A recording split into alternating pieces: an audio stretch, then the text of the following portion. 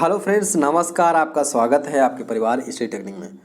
दोस्तों, कैसे हैं आप लोग? उम्मीद है कि अच्छे होंगे और अपनी तैयारी अच्छे से कर रहे होंगे। दोस्तों, आज का वीडियो बहुत ही इंपॉर्टेंट होने वाला है। दोस्तों, आज का वीडियो जो हम डिस्कशन करेंगे, यहाँ से दोस्तों इतने क्वेश्चन पूछ जाते हैं दोस्तों, आप इसका अंदाज़ा नहीं लगा सकते। जब आप पेपर देने जाएंगे तब आपको समझ में आएगा दोस्तों कितने इंपॉर्टेंट ये आज का टॉपिक था दोस्तों। तो दोस्तों ध्यान दीजिएगा, इस टॉपिक को मत छोड़िएगा, चाहे पीडीएफ से रिवीजन करिए चाहे वीडियो से, लेकिन इसको पूरा जरूर देखिएगा दोस्तों, मोस्ट इंपॉर्टेंट टॉपिक है। तो चलिए दोस्तों शुरू करते हैं। और दोस्तों इस वीडियो के लास्ट में आपको मैराथन से रिलेटेड कुछ आपको इन्फॉर्मेशन देंगे। तो मैराथन कब आने वाली दोस्तों, वैसे मैराथन का हमने रिकॉर्डिंग कर लिया है, वो वीडियो जल्दी ही आपको अपलोड हो जाएगी। उसके बारे में हम बताएंगे दोस्तों, कैसे आएगी कब आएगी, उसके बारे में आपको हम वीडियो के लास्ट में बताएंगे। तो दोस्तों बने रहिएगा। तो चलिए दोस्तों हम लोग शुरू करते हैं। तो दोस्तों हम लोग पढ़ रहे थे निर्देशन। पिछले वीडियो में हम लोग पढ़े थे निर्देशन, जिसको कहते हैं गाइडेंस। क्या होता है निर्देशन, क्या होता है गाइडेंस? तो निर्देशन मतलब ये होता है कि कोई बालक या कोई व्यक्ति किसी समस्या में फंसा हुआ है। जैसे मान लो ये व्यक्ति था, ठीक है, ये व्यक्ति था किसी समस्या में फंसा हुआ था। तो इस व्यक्ति ने क्या किया, इस व्यक्ति ने इसको कुछ सुझाव दिए। क्या हुआ? कुछ सुझाव दिए, कुछ इसको राय दिया, एडवाइस दिया, जिसके माध्यम से ये व्यक्ति उस समस्या से खुद से बाहर आ गया। उसी प्रक्रिया को हम निर्देशन, मतलब जो ये व्यक्ति जिस व्यक्ति को जो दिया है वही उसको निर्देश और उस प्रक्रिया को पूरा निर्देशन कहते हैं। मतलब एक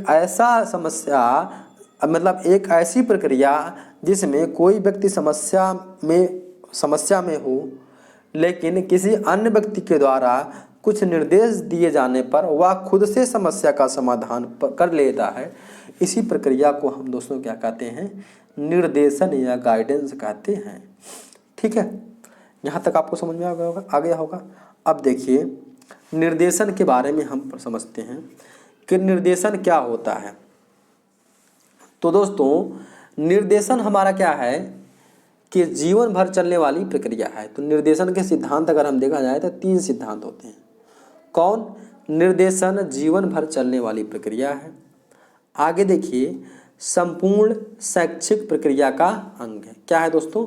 संपूर्ण शैक्षिक प्रक्रिया का अंग है और सर्वांगीण विकास से संबंधित है। इसका मतलब समझते हैं। जीवन भर चलने वाली प्रक्रिया। क्या दोस्तों? जीवन भर चलने वाली प्रक्रिया। अब देखिए निर्देशन आप क्या किसी समस्या में बचपन में ही पढ़ेंगे, उसके बाद कभी नहीं पढ़ेंगे। तो जब पढ़ेंगे समस्या में, तो समस्या का समाधान चाहिए, और समस्या का समाधान चाहिए तो कोई ना कोई निर्देश आपको देगा। उसी निर्देश के माध्यम से आप समस्या से बाहर आ जाएंगे। तो ये समझ लीजिए कि ये प्रक्रिया हमारा जीवन भर क्या चलती रहती है। समझ आ गया होगा? ठीक है। संपूर्ण शैक्षिक क्रिया का अंग, इसका मतलब आप कोई प्रश्न कर रहे हैं, आप कोई क्वेश्चन लगा रहे हैं, नहीं आ रहा है, ठीक है, तो आपको क्या निर्देशन, मतलब आपको कोई समझाया गया कि इस प्रश्न को आप ऐसे कर ले जाएंगे, आप उसको हल कर ले जाएंगे। मतलब आप जब तक सीखेंगे, जब तक आप शैक्षिक प्रक्रिया में रहेंगे, तो तब तक आपको निर्देशन की आवश्यकता पड़ेगी। और सर्वांगीण विकास से संबंधित बच्चे का सर्वांगीण विकास भी किसी से होगा? निर्देशन के माध्यम से दोस्तों होगा।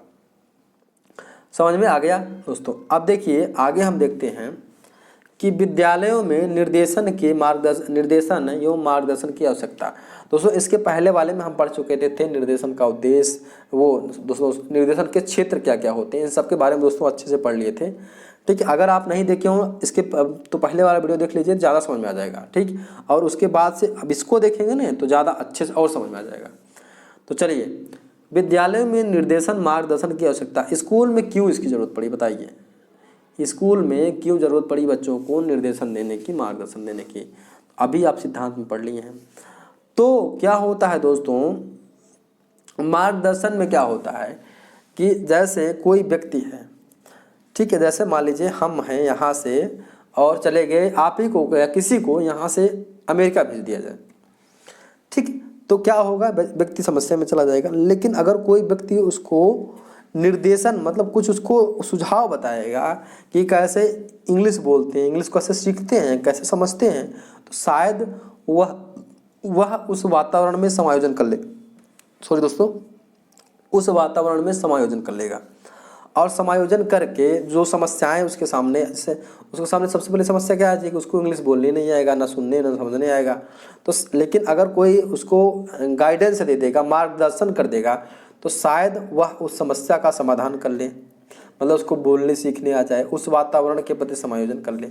तो मार्गदर्शन का भी यही काम होता है कि जैसे एक बच्चा है, विद्यार्थी है, जब वो स्कूल आता है, ठीक है, तो अब स्कूल आएगा तो स्कूल का वातावरण उसके घर के वातावरण से थोड़ा सा अलग होता है, तो क्या होगा, विद्यार्थी को सीखने में कुछ समस्याएं आएंगी, लेकिन उस समस्याओं का समाधान हम कैसे कर सकते हैं, मार्गदर्शन, निर्देशन या गाइडेंस के द्वारा।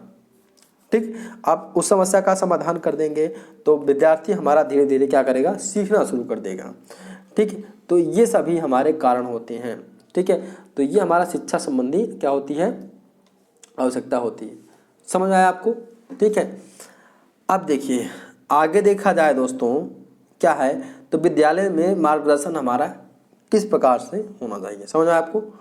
तो आप देखिए विद्यालय में मार्गदर्शन, अगर हमारा वातावरण में बच्चा एडजस्ट कर लिया गया, उसको समझ में आ गया, तो धीरे धीरे सब कुछ धीरे धीरे बच्चा अपने से समस्या का समाधान करने लगता है और अपने वो विकास धीरे धीरे बच्चे का होने लगता है।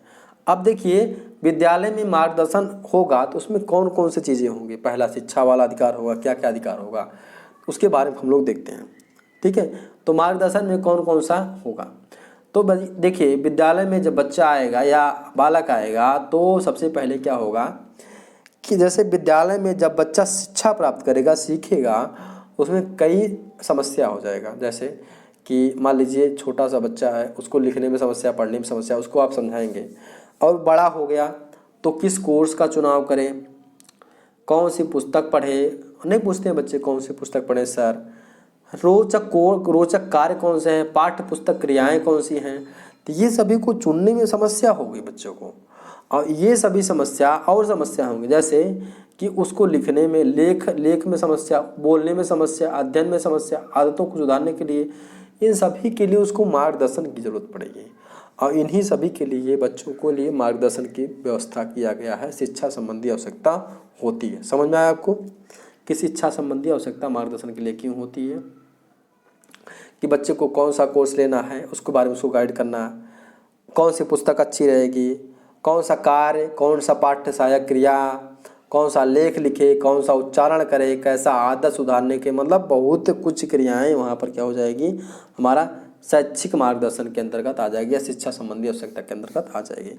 अब देखिए व्यवसाय का आवश्यकता का मतलब क्या होता है, तो व्यवसाय का मतलब समझ लीजिए बच्चे को व्यवसाय अगर करवाना है, बच्चा या कोई व्यक्ति, ठीक है, कोई व्यक्ति जो है बच्चे को, जैसे दोस्तों शिक्षा क्या है, शिक्षा का एक महत्वपूर्ण, अगर मुख्य उद्देश्य देखा जाए, महत्वपूर्ण उद्देश्य, तो बच्चों को भविष्य में अपना रोजी रोटी कमाने भर का जो है योग्य बना दे शिक्षक, या शिक्षा उसको इतना योग्य बना दे कि बच्चा अगर कोई कार्य करे, तो बच्चा अगर शिक्षा प्राप्त कर ले तो वो भूखे ना मरे, कुछ ना कुछ कर करके अपनी आजीविका चला ले।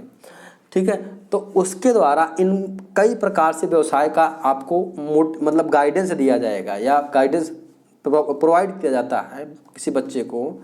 ठीक है, तो उसके बारे में कि बच्चे मतलब उसके लिए क्या उपयुक्त है, कैसे वो कार्य को किसी व्यवसाय को कैसे स्टार्ट करेगा, ठीक, कैसे करेगा, मतलब हर एक प्रकार की जो उसके बारे में, ठीक है, मतलब अपने अनुसार वो उसके शारीरिक क्षमता के अनुसार, बौद्धिक क्षमता के अनुसार, हर एक क्षमता, रुचि के अनुसार, योग्यता के अनुसार कि उस व्यक्ति को किस प्रकार का व्यवसाय करना अच्छा रहेगा, किस प्रकार का व्यवसाय करना नहीं अच्छा रहेगा, इन सभी का मार्गदर्शन देने की आवश्यकता होती है दोस्तों। चलिए आगे देखते हैं, व्यक्तिगत और मनोवैज्ञानिक आवश्यकता। अब देखिए ये क्या होता है, अब देखिए बच्चों के लिए ये क्या है, अत्यंत आवश्यक है। क्या है, बच्चों के लिए अत्यंत आवश्यक है।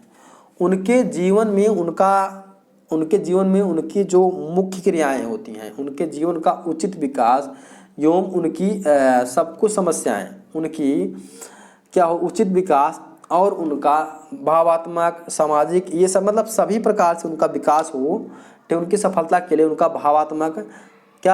भावात्मक सामाजिक समायोजन अत्यंत आवश्यक। मतलब वो अगर सब प्रकार से एडजस्ट हो जाएंगे तो ही बच्चे आगे बढ़ पाएंगे। ठीक, इसीलिए इनके लिए मार्गदर्शन की आवश्यकता सभी को पड़ती है। आगे देखिए, अगर बच्चा मान लीजिए इस माहौल में नहीं एडजस्ट, किसी ऐसे वातावरण में नहीं एडजस्ट हो पा रहा है तो कुसामायोजित हो जाएगा तो बच्चा या व्यक्ति आगे नहीं बढ़ पाएगा। ठीक, कभी कई प्रकार से बच्चे समायोजन नहीं कर पाते हैं, तो वो उनके अंदर मानसिक समस्याएं आ जाती हैं। जैसे उनके अंदर कभी कभी दोस्तों क्या आ जाएगा, मानसिक उलझन, तनाव, चिंताएं, ये सभी बातें उनके अंदर आ जाती हैं। तो ये आपको समझ में आया दोस्तों। आगे देखिए, बढ़ते हैं, आगे देखते हैं निर्देशन कार्यक्रम की विशेषताएं। तो निर्देशन कार्यक्रम की क्या क्या विशेषताएं होती हैं इसके बारे में हम देखते हैं दोस्तों। तो निर्देशन कार्यक्रम की विशेषताएं बहुत ढेर सारी विशेषताएं होती है दोस्तों। ठीक है, तो निर्देशन कार्यक्रम में क्या होना चाहिए, निर्देशन कार्यक्रम किस प्रकार का हो यह विद्यालय के रूप पर निर्भर करता है। जैसे मान लीजिए कि आपको छोटे बच्चों को निर्देशित करना है तो एक सामान्य शिक्षक निर्देशित कर ले जाएगा। वहीं बड़े बच्चों को निर्देशित करना है तो एक विशिष्ट शिक्षक लगेगा। बड़े व्यक्तियों को करना है तो कोई विशिष्ट मतलब मनोवैज्ञानिक या विशिष्ट प्रवक्ता टाइप का व्यक्ति लगेगा निर्देशित करने में। तो ये हमारा क्या हो जाना चाहिए, ये हमारा विशेषताएं हैं कि हर एक वर्ग के लिए प्रशिक्षण या हमारे हर एक वर्ग के व्यक्ति को या बालक को मार्गदर्शित करने के लिए अलग अलग प्रकार के व्यक्तियों की आवश्यकता पड़ती है।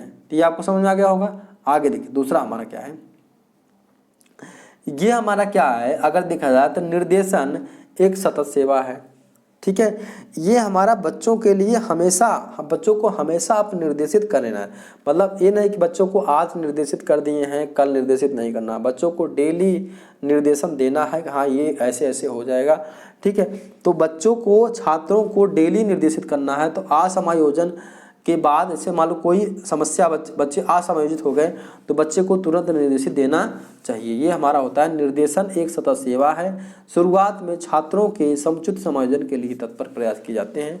निर्देशन प्राप्त करने वाले व्यक्ति को कभी भी यह प्रतीक्षा नहीं करनी चाहिए कि छात्रों के असमायोजन के बाद ही निर्देश देना चाहिए, अर्थात बच्चे को निर्देश हमेशा देना चाहिए। ठीक है, समझ में आ गया होगा। आगे देखिए, यह कार्यक्रम जो है क्या है, छात्रों की आवश्यकता व रुचियों पर निर्भर करता है। मतलब किस आवश्यकता से का बच्चा है, उसकी आवश्यकताएं क्या है, ज़रूरतें, उसकी रुचियां क्या हैं, उसके अनुसार दोस्तों ये हमारा निर्भर करता है कि उसको किस प्रकार से मार्गदर्शन देना है या उद्देश्यों को प्राप्त करने में सिद्ध होता है। अगर कोई व्यक्ति है वो कार्य कर रहा है, अगर आप उसका मार्गदर्शन थोड़ा सा कर देंगे तो हो सकता है वो अपना उद्देश्य को प्राप्त करने में सक्षम होता है। मार्गदर्शन के माध्यम से व्यक्ति अपने उद्देश्य को प्राप्त करने में सक्षम होता है दोस्तों। आगे देखिए, निर्देशन का कार्य क्षेत्र छात्रों व्यक्तियों की सफलता की तरफ अग्रसर होता है। ठीक है, समझ गए होंगे ये सब। आगे देखिए, निर्देशन के प्रकार दोस्तों देखते हैं। तो निर्देशन कितने प्रकार के होते हैं दोस्तों, तो निर्देशन हमारे होते हैं मुख्यतः 5 प्रकार के। कौन कौन सा होता है, एक व्यक्तिगत निर्देशन, दूसरा शैक्षिक निर्देशन, तीसरा स्वास्थ्य निर्देशन, चौथा सामाजिक और पांचवा हमारा होता है व्यवसायिक निर्देशन। क्या होता है, 5 प्रकार के होते हैं हमारे, व्यक्तिगत, शैक्षिक, स्वास्थ्य, सामाजिक और व्यवसायिक निर्देशन। आप देखते हैं दोस्तों व्यक्तिगत निर्देशन किसे कहते हैं। तो व्यक्तिगत निर्देशन में क्या होता है, यह निर्देशन कठिनाइयों से संबंधित होता है। इसमें क्या होता है कि इसमें निम्नलिखित बातों का आपको ध्यान देना है। जैसे कोई छात्र है, ठीक, पहले उसके बारे में आप उसकी समस्याएं क्या क्या हैं उसके बारे में आप बताएं कि आपके अंदर ये समस्या है, ये कमियां हैं, इसको आप सुधार सकते हैं। इसको कहते हैं व्यक्तिगत निर्देशन। ठीक है, छात्रों को संतुलित विकास में सहायता करना, मतलब अगर उसको किसी प्रकार की समस्या आ रही है उसको निर्देशित करना, छात्रों के अध्ययन के संबंध में मार्गदर्शन देना, बच्चों सीख रहा है, सीखने में किसी न किसी प्रकार की समस्या आ रही है, मार्गदर्शन देना। आगे देखिए दोस्तों, देखते हैं क्या, छात्रों को वातावरण से सामंजस्य स्थापित करने में व्यक्तिगत रूप से सहायता देना। तो ये आपको समझ में आ गया होगा, क्लियर हो गया होगा दोस्तों। ठीक है, पहला हमारा व्यक्तिगत निर्देशन क्लियर हो गया, तो जिसमें किसी व्यक्ति विशेष को एक व्यक्ति के संपूर्ण मतलब एक एक समस्याओं को देख करके उसको निर्देशित किया जाता है, उसे हम क्या कहते हैं, व्यक्तिगत निर्देशन कहते हैं। ठीक है दोस्तों, ऐसी उसी प्रकार से अगर हम देखें शैक्षिक निर्देशन, ठीक है, तो दोस्तों शिक्षा के से संबंधित निर्देशन को हम क्या कहते हैं, शैक्षिक निर्देशन कहते हैं। एक हमारे मनोवैज्ञानिक थे जोन्स के अनुसार, इनके अनुसार क्या है कि इनके अनुसार उस व्यक्तिगत सहायता मतलब शैक्षिक निर्देशन उस व्यक्तिगत सहायता से है जो छात्रों को इस कारण से प्रदान किया जाता है कि वे अपने उपयुक्त पाठ्यक्रम विषय में विद्यालय जीवन का चयन कर सकें और उनसे समायोजन कर सकें। ठीक है, मतलब जैसे मतलब ये क्या है कि बच्चे को कौन सा विषय लेना है, पहले आप उसके बारे में बताएंगे, उसको मार्गदर्शित करेंगे, उसके अनुसार से बच्चा अपने अनुसार विषय लेगा और उसके साथ वो समायोजन कर लेगा, तो वो अपने जीवन में विकास दोस्तों क्या कर ले जाएगा। ठीक है, इसका मतलब ये होता है दोस्तों, समझ में आ गया होगा। चलिए इसको दोस्तों क्लियर करते रहिएगा, बहुत इंपॉर्टेंट टॉपिक है। आगे देखिए दोस्तों, हमारा क्या है कि शैक्षिक निर्देशन का संबंध शिक्षा और अध्ययन से होता है। इसमें निम्नलिखित बातें सम्मिलित होती हैं। कौन कौन सी, कि पाठ्य विषयों गणित का चयन करते समय छात्रों का मार्गदर्शन करना, विद्यालय में प्रवेश करते समय छात्रों को आवश्यक उचित और निर्देशन देना, छात्रों को भावी योजना बनाने में सहायता देना, ये सभी हमारे क्या होते हैं दोस्तों, शैक्षिक निर्देशन होता है। ठीक है दोस्तों, अब देखिए ये हमारा क्या हो जाएगा, छात्रों को ज्ञानार्जन तथा अध्ययन की विधियाँ बताना। ठीक, अब देखिए दोस्तों, इसके बाद आगे वाली वीडियो में हम लोग कल से करेंगे दोस्तों स्वास्थ्य निर्देशन। आज के लिए इतना ही पढ़ेंगे दोस्तों। ठीक है दोस्तों, और थोड़ा सा मैराथन के बारे में बात कर लेते हैं। तो मैराथन के वीडियो शायद आपको कल तक मिल जाए। ठीक है, कल टुमारो आने वाला कल दोस्तों, कल हो सकता है आपको वीडियो मिल जाए। ठीक है दोस्तों, वीडियो हो गई है, रिकॉर्ड हो गई है, आप बस अपलोड करना है। तो दोस्तों बहुत ही इंपॉर्टेंट वीडियो है, वो वीडियो बहुत इंपॉर्टेंट है दोस्तों, उसको जरूर देखिएगा शुरू से अंत तक पूरा देख करके, और पीडीएफ को ले लीजिएगा टेलीग्राम चैनल से और ले करके उसका रिवीजन जरूर कर लीजिएगा।